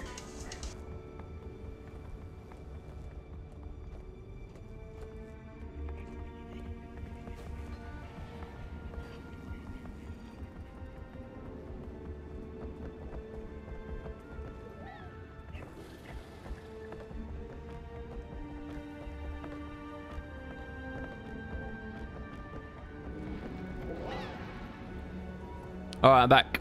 Hello, hello, hello, hello, hello. Sorry, I was on the phone. I'm back. You can ignore that. All right, so here we go. Samsung, haha, I'm proud. Yeah. I forgot to mute. Did I forget to mute? No, I didn't forget to mute. All right. I mean, if you want any single mount skin, you're shit out of luck. Oh, look, we've ran circles around it for so long. So anyway, look, there's this secret little area. Let's just be clear about this. You do have to come in for map completion, so it's not like super secret, but it's pretty sealed off from the rest of the map. It's like a little cul-de-sac, right, that you can only get to through that. And again, another connection to Grenth and the Underworld, and apparently there was an update. I guess because everyone stood here. Yeah, here's the dead body. There's a dead dude. This corpse is riddled with what appeared to be sword or axe wounds. Why is it axe AX? Is that a typo? Next, ArenaNet on mobile confirmed here on stream. Is that a legitimate spelling of axe? Is that, or is that a typo? Is it a typo? I don't actually know. It's a typo. Oh, come on. Because you wanted to axe me a question. Actually, axe and axe is the same. Google it, noobs. Can you not be so mean to people? Is that how Americans say axe? Really? You can spell axe with without the E. Wow. They even spell it axe like that in the POF subtitles. Well, okay, all right, so it could be a legitimate American spelling. However, the house style of Guild Wars 2 is AXE, right? So, I think not that I'm a big snob about this. I'm just trying to make sure I'm interpreting it right. But I still think it's wrong to do that. If everywhere else in the game it's AXE, then it should sort of be consistent. I live in America, but I've never heard of it. I prefer axe. ACKS. This is how rumors get started. The E is silent. Well, it is. That's not even a joke. It is. The E on axe is silent. We don't say aches. It's great that I do regular grammar streams in addition to my Guild Wars 2 ones. It really shows me as a multifaceted individual. That will never not make me laugh. Please use a necro to look at it. Extra dialogue. So search the corpse. You find a journal clutched in the priest's hand. Bloodstains render it unreadable, save for a few words and the initials DS.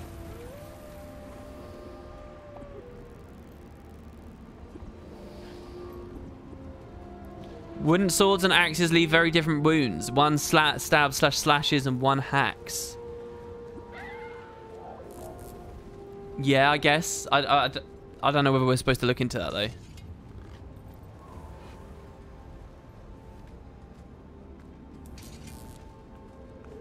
I don't know. DS. I mean, the first thing that I thought there was Death Shroud. It's DS because it's the dead somebody, right? That's the thing. You hack with a great sword. Doom, second name? Doom something? Delesio Saul? Desmina? Keep it coming, guys. What could DS be? Praise the sun.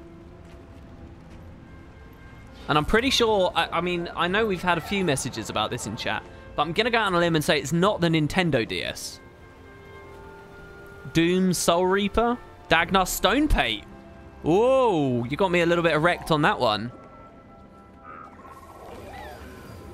But I don't know how that would be relevant or have anything to do with anything. Demon Souls, Dragon Stand, Deep Sea. Ah, we could look at it in other languages. That could give more information if they translated the letters properly. Remember, Death Shroud got buffs recently, and it's totally a reference to the Necros that were not strong enough to answer the call. Dank Sushi, Dat Spuds, Dalawa Soko. Dagnar is dead, this guy is dead. Think about it. Woo! I don't know about Dagnar Stone Pate.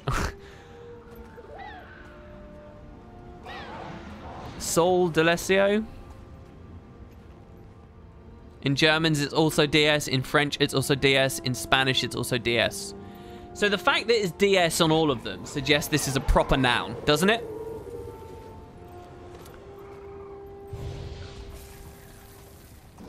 Oh, there's a wiki page for DS. Let's see what the wiki says. Dragon Stand or Death Shroud. Yeah, oh wow, it's obviously neither of those. DS. I don't think we're meant to be able to get that yet. This is pretty exciting though, isn't it? This is pretty cool. So I can read his journal. So the journal on the front page. Wait. Bloodstains render it unreadable save for a few words and the initials DS. So that's the front page though, because we can now open it up. Oh no, these are the few words. Right. Speaks to me in dreams. The Red Lady. Seeking allies. Answer the call.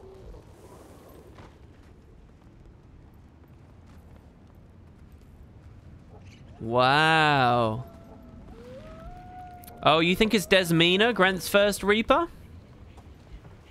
Desmina, that would be pretty cool.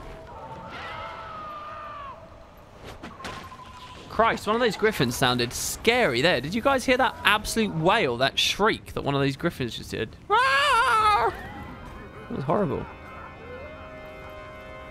Deep sleep equals death. It's E's evil twin. Well, so there you go.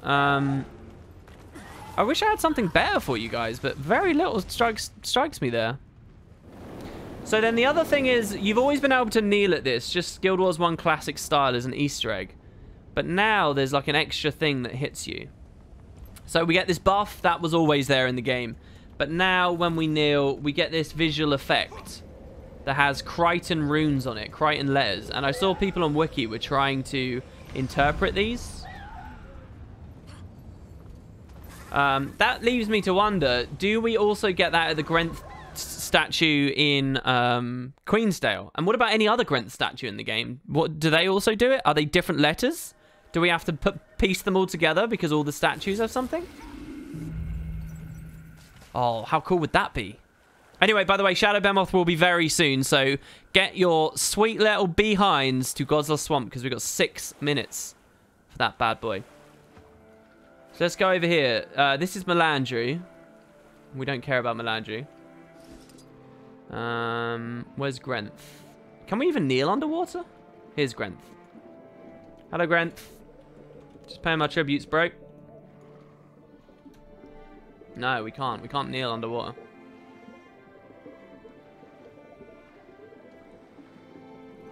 Where's my gem store underwater emote pack? Did DS mean Dragon Stand maybe next corpse there?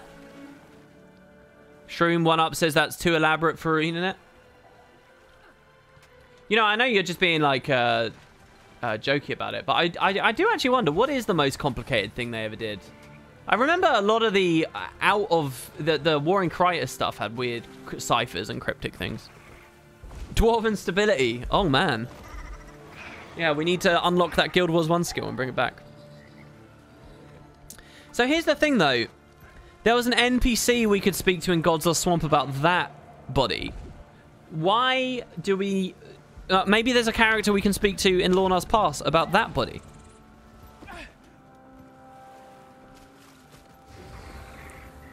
WP, you got a donation. Did I? Oh, I'm really sorry. Hold on. Why is my stream thing closed? That's weird. Oh, I've had a ton of followers. Hello, everyone. I hope you're enjoying it. I may as well chill for a second. If you're enjoying the stream and you have Amazon Prime, you can, for free, do this thing called subscribe, where you get like loads of benefits from the stream. Like you get emotes and you get icons, and the more months you do it in a row, the better the icon gets, and it's just fun. But it actually helps me monetarily, so it's pretty cool. So if you have Amazon Prime and you've never really watched the streams before, but you're here today, do consider it. Your name will appear on stream. I'll give you a little cheeky little shout out. But yeah, down here, Heart of the Mists had a donation of £5. Thank you. Hey WP, I just wanted to make a quick donation to tell you your work for Guild Wars 2 is great, and I hope you will still do it. Is that if there's ever a Guild Wars 3? Also, if ArenaNet would make a game after Guild Wars 2 that had nothing to do with it, would you say would you work your way in it too? Yeah, I would cover it. Whatever it is, I'd cover it. I'd give it a shot. Even if it was let me ask chat. Guys, what is my least played game? What is my least played genre? Right? I'll ask chat that first and see if they can figure it out. But even if it's my least played genre, I would still play it. I would still do some videos on it. I'd still cover it. Just because it's from ArenaNet. And my audience is basically captured from that. Holy shit, look, Shelling really did something there. Thank you so much, guys. Wow, look at that. Smiggle Smits, Pesky Gaming, Light Shadow 54, SK8 Air of Bottom, Anonymous. All those people had Prime. Thank you so much, guys. That's awesome. Wow, that's really, really cool. RPG, MOBA, FPS, no. Racing games, close, but no, I've played racing games. Hentai VR simulators, okay, fair enough. I've never played one of those, but I would probably be a fan of that faster than I'd be a fan of this actual thing. Football Manager, I'd be more likely to play. Football Manager is very close. There you go. DD Gravy got it first, I think. Actually, quite a few people got it scrolling up. Sports games. I don't really play sports games. I've never played FIFA. I've never played Pro Evo. I played a little bit. There was a hockey game I played a bit of once. I don't really care about sports games. I don't play them. If ArenaNet made, you know, a Madden clone, yeah, if they made an American football game, right, which is a sport, probably the sport I give the least shits about than any other sport in the whole goddamn world. If ArenaNet made an American football game, I would still cover it on the channel. Seriously, I would. Just to see what it was like. And you would see videos and streams about it. Until my interest wanes off.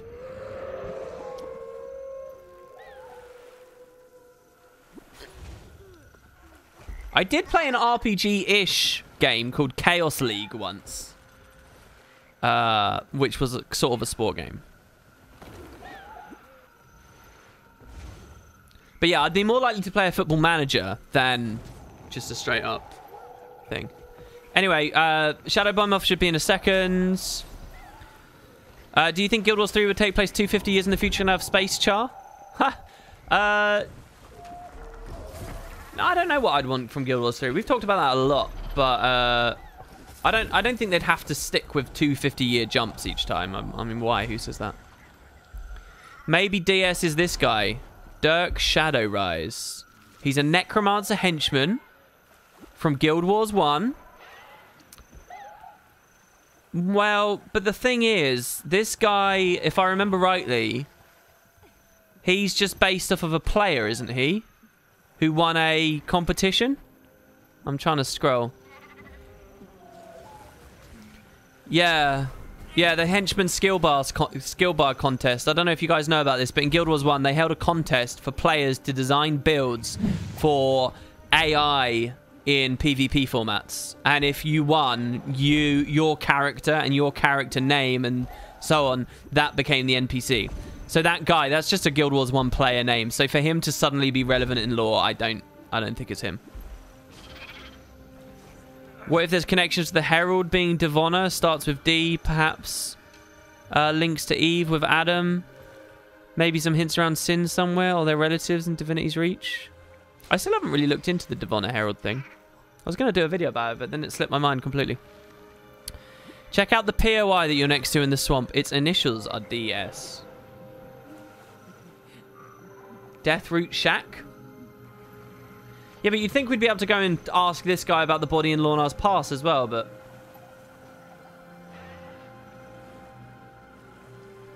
What was the bonus Necro dialogue, by the way?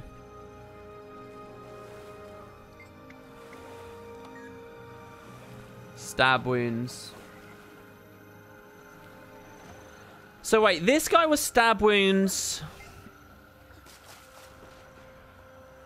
I find it interesting that there's emphasis on how they were killed for both of them. What does that mean? What does that say? So we're drawing out the Shadow Behemoth now. Okay, guys, so basically, I just want to ask, what is it I do differently about this Shadow Behemoth kill compared to all others?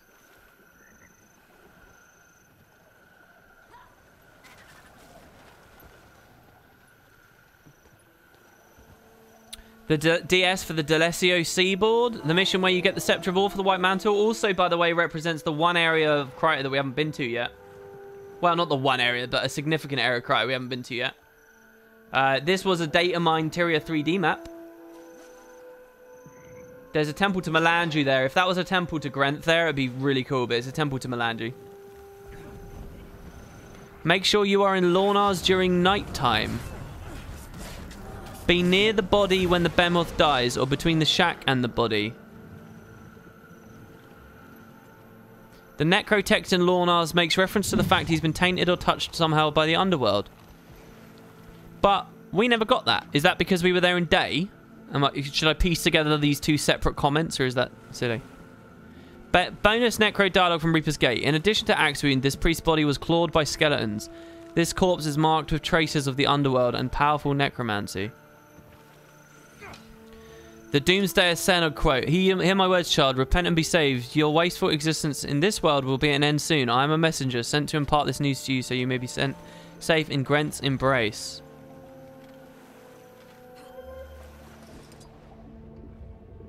I don't know, though. I still don't buy it. I feel like that's just regular Guild Wars 1 nattering flavored dialogue. I don't buy it. Even as a retroactive connection, obviously when it was originally implemented it was never meant to be anything more, obviously, but I've always said that doesn't actually matter. Retroactive connections can be made and be meaningful, but even as a retroactive connection, I don't see it. All right, the Shadow Behemoth is up, so we want to be between the body and the shack. I'm going to film this as well, guys. Should have filmed a lot of this stuff, actually. I'm going to have to go do it again for my video later.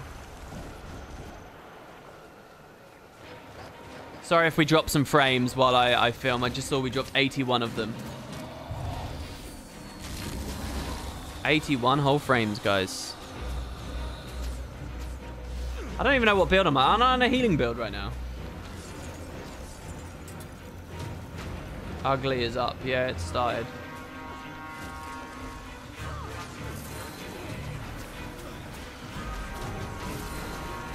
I wonder if during the attack something like happens.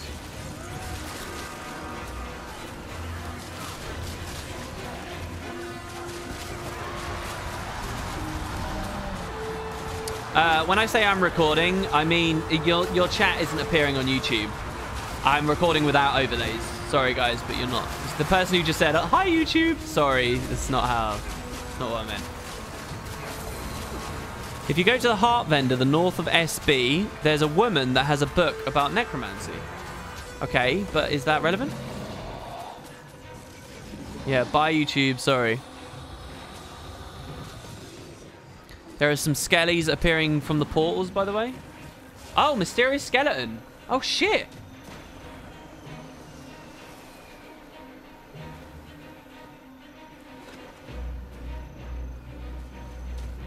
Oh, they're totally doing a Doom story. This is totally about Doom, isn't it? This is so Doom. I'm actually so excited. How many fucking undead factions is this game gonna have? Awakened, Risen, Doom's people, Grenth's shit going on, ghosts, faux fire ghosts. It's amazing. So many different factions of undeadness. Probably too many. It has an axe. Yeah, good point.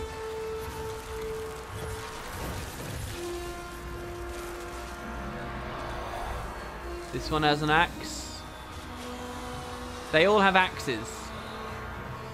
But let's be very clear about this. Axes without an E. Doom and Joko form an alliance? Yeah, that's curious. Holy crap. Calling it, we are going to get a raid where we kill Doom, even further closing the door on the God stories. Well, I'll counter that by pointing out Wing 1 and the White Mantle and Masart stuff. Actually, Wing 1, 2, and 3, that actually all became major shit. Lazarus was introduced in the Wing and became the main story baddie.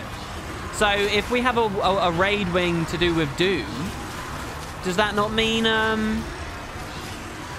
Okay, so... You get what I was trying to say there, guys.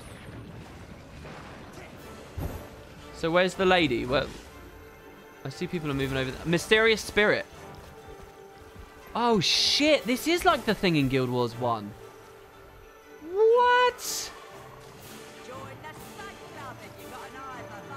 Oh, this is actually fucking bonkers. I can see why someone posted this now. Oh my god, the Zerg. People on YouTube are going to be so mad.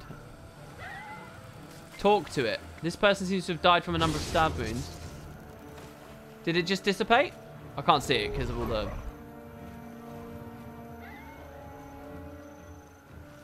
Is that it? Is it over?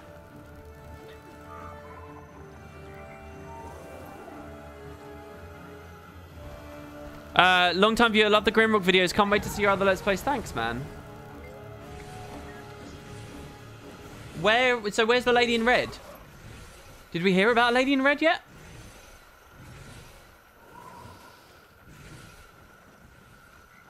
Maybe that's just a sign to get people to notice the body who are doing the world boss.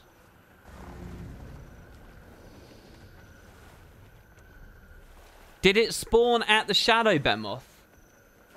No lady in red yet. Do we stand here? Do we wait?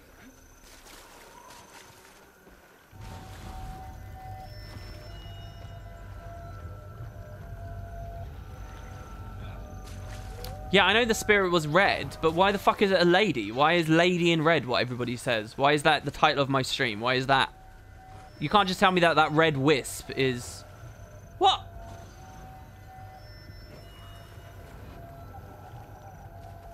I thought the lady in red was mentioned from a book at the other location. Oh, is that what it is? Was the lady in red... Did we already see it? Am I just that dim-witted that we already saw it on the stream and I'd just forgotten about it already? Lady in red is from the journal. She was mentioned in the book in Lore Mars. I am that dim-witted. Okay. Alright. You know, I feel like there's probably an event or something you can do in Lornars then that leads to this body. You know?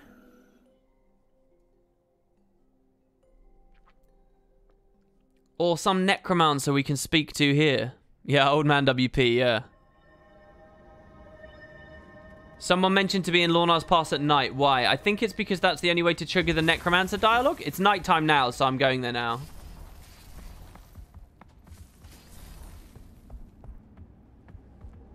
Maybe you need to be a necromancer with additional chat options. Oh, I'm on the Ellie. Shit. Hold on. Right. Oh, let me go on to my main necro then. All right. Ignore this in Kessex Hills.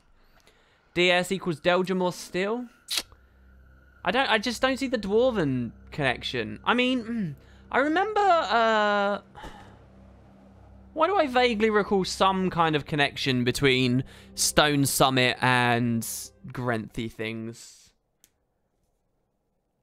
It's probably just because, of that dungeon in Eye of the North with the badass Stone Summit dwarf who was basically a necro. In fact, he was kind of a ritualist, if anything. Wasn't he? I can't even remember his name. What was his name? Graham or something. Come on, guys. What was the end game dungeon in Eye of the North with like 5 floors And at the end, there's tons of spirits around him, and people use swap. It began with G. I'm sure it began with G. Who was that? Who was that dwarf? Please, it's on the tip of my tongue. Somebody must remember. Slave as Exile was the dungeon, yep. But who was the boss? Was it Dunkar?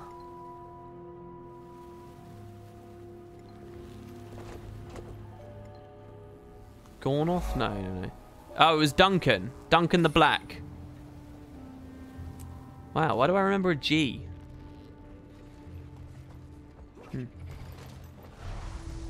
Duncan the Black. Good job to you guys there. Guild Wars 1 trivia. You out-trivia'd me there. Just like to be clear that this is one of the Halloween skins. Oh, look, there was a mysterious skeleton here. What spawned that?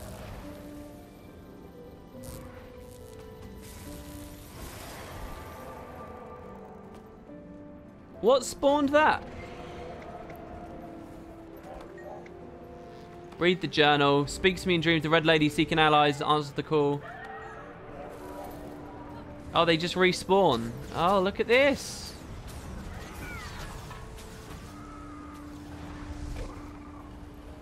Was the light always there as well? You know, that person standing on it makes me kind of excited, because what they could do with current events now is use mounts to, you know, the sort of special, slightly out of bounds areas like that, and there's actually a reason to go up to them. So I don't see any necros. Sorry, any... Like, holy shit. Imagine if they just expanded the map there and no one knew, right? And that was just a whole new cave that had just opened up. Where's the necro special dialogue? Perhaps you just connect Grentham Summit because the summit was in this area? Maybe, yeah, maybe.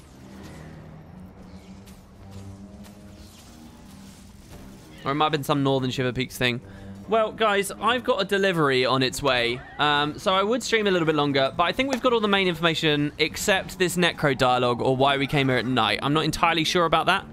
But I'll leave it there. Don't go anywhere, though, guys. We've got quite a lot of viewers today. And what I like to do when we get a reasonable amount of people is host someone. I haven't done it for ages, but what I used to do was bomb all my viewers onto, like, a nobody channel to give them a chance to get an audience in the Guild Wars 2 section. So it will be a Guild Wars 2 stream. It will be someone who's absolutely not used to this kind of attention and people watching them.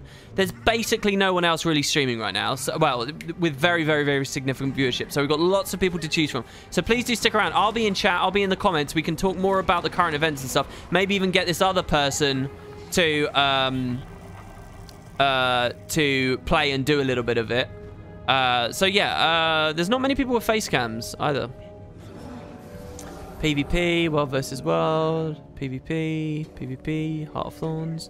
Ah, here's a guy with a cam. Oh, he's in World versus World. Man, what happened? There were loads of people doing this before. Oh, here we go. Here we go. We'll do this guy, John Freeman and Chill. So we're gonna host this guy. We're gonna have some fun. We're gonna bomb him. Thanks very much for watching, guys. You've all been lovely and wonderful and lots of fun. And I will see you over there.